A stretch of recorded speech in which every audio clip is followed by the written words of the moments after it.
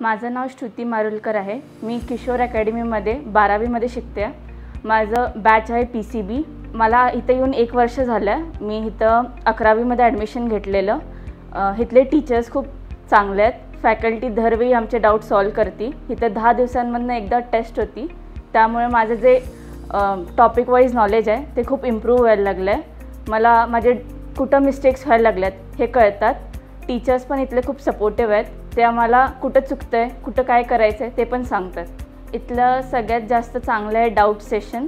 तुम्ही सकाळी लवकर येऊन किंवा ब्रेकमध्ये किंवा स्कूल झाल्यानंतर इथले सगळे टीचर्स बसलेले असतात, त्यांना जाऊन डाऊट विचारू शकता। तुम्ही त्यांच्याबरोबर फ्रीली बोलू शकता।